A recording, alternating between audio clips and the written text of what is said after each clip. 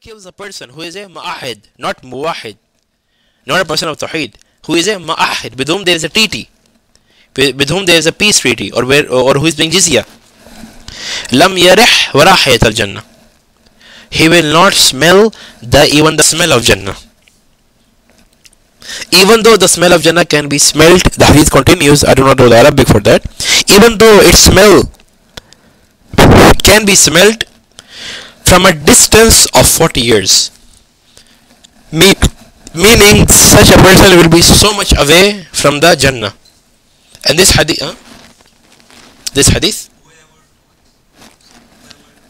Man qatala nafsan ma'ahadan lam yarih wa rahiyat al-jannah. Whoever kills a person who is in peace treaty or who is paying jizya, he will not smell the smell of Jannah. Meaning a person kills another kafir who is in peace treaty or who is paying jizya. That kafir is paying jizya, but you kill him, lam yarih wa rahiyat al-jannah. That person will not smell the smell of Jannah. And this hadith is also in Bukhari, and Imam Muslim rahmatullah alayh writes it under the heading, sin of the person who kills a person with a treaty. So look at the punishment of the person who is killing a kafir, not a Muslim, kafir, a non-Muslim, who is in peace treaty or who is paying jizya. Now imagine the people these days who are killing Muslims, let alone the kafirs. Inna lillahi wa inna ilaihi raji'un. Number two, a person with whom we are in conflict. Allah subhanahu wa ta'ala has said in the Quran, وَإِن جَنَحُوا لِلسِّلْمِ فَجْنَحْ وَتَوَكَّلْ عَلَى اللَّهِ. Chapter number 8, verse number 61. The question is, can a Muslim country have a treaty, have a peace agreement with a kafir country like USA, like UK? The answer is yes, because of this verse of the Quran. As Allah subhanahu wa ta'ala has said, وَإِن جَنَحُوا لِلسِّلْمِ فَجْنَحْ وَتَوَكَّلْ عَلَى اللَّهِ. If they come towards making peace with you, do it. وَتَوَكَّلْ عَلَى اللَّهِ. And leave it to Allah subhanahu wa ta'ala. And put your trust in Allah subhanahu wa ta'ala. Hafiz ibn Kathir rahmatullah alayhi says, in Tafsir ibn Kathir, volume number 2, page number 323, that this verse is not abrogated. This verse is still in action. It is still in the Islamic Sharia. It is not cancelled out. Imam Bukhari rahmatullah alayhi writes a chapter, peace treaty with the mushrik, and then he brings the example, the story of Sulh Hudaybiyah. That when the Messenger of Allah sallallahu alayhi wasallam did Sulh Hudaybiyah, peace treaty with the mushriks. Now many of us have heard of this hadith, or have heard of this story, that the Messenger of Allah sallallahu alayhi wasallam made the peace treaty with the mushriks,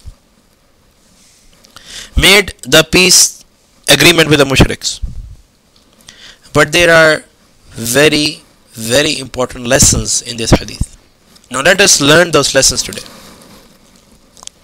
Bara bin Azib radiyallahu anhu says, when the peace treaty was made, there were very hard conditions.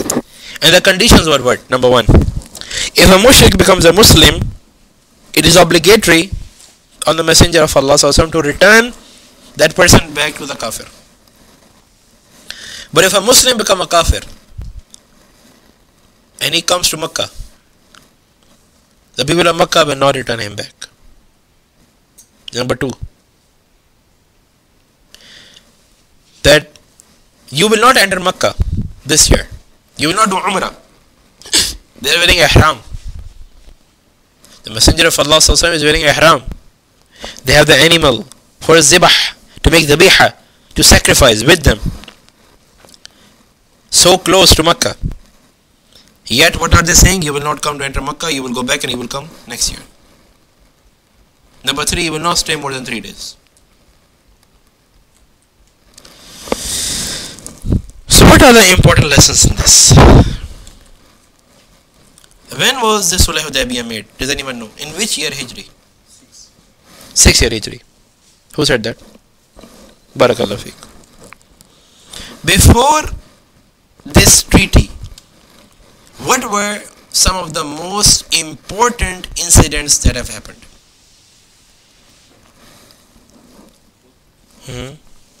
Badr and Ghazwa Khandaq, Ghazwatul Ahzab, which is also known as Ghazwatul Ahzab. In Ghazwa Badr, who won? Who was the winner? Muslims. In Ghazwa Uhud, who were humiliated in the end and went back? The Mushriks. In the end, at first the Muslims were losing, then alhamdulillah Allah gave the victory. In Ghazwa Khandaq, who was the winner? The Muslims. 3 big jihad they had won. Why are they making the peace treaty? What was the amount of Muslims in Ghazwa Badr? 313.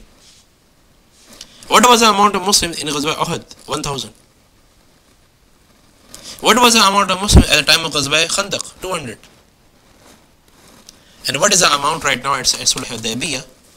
1400. Why did the Muslims at that time did not fight them? Did not fight the kuffars? Why? This is an important lesson for us to learn. That they did not put emotions in front of the order of Allah subhanahu wa ta'ala and the order of the Messenger sallallahu alaihi wasallam. Rather, they put Sharia first, then emotion second. But these days you will see the Khawarij. People like Osama bin Laden, may Allah destroy him or may Allah guide him. People like Mullah Ali Qari, may Allah destroy him. People like Al-Qaeda, this group like Al-Qaeda, this group like Taliban. What are they doing? They are spreading fitna, nothing else. Don't be fooled that they are doing jihad. Don't even pray for them that may Allah help them. No, pray may Allah guide them or may Allah kill them, may Allah destroy them. Because if you think they are mujahideen, then you are wrong. Because the conditions are not met. None of the conditions are fulfilled over there. None. Do they have the power? No, they don't. People say yes, they have the power. That's why they are doing so much. Okay, tell them to come face to face with USA. Why are they hiding? If they have power, they have so much courage. Why are they hiding in the mountains like mouses, like small rats? Tell them to come out and fight face to face. But they will not. Why? They know they don't have enough power. Tell them not to do suicide bombing. This is the worst thing to do. This showed that they are cowards and they don't have power. If they had power, at least they would fight the proper way. But what is it that you just go blow up yourself and khalas? Within 1 second you are dead.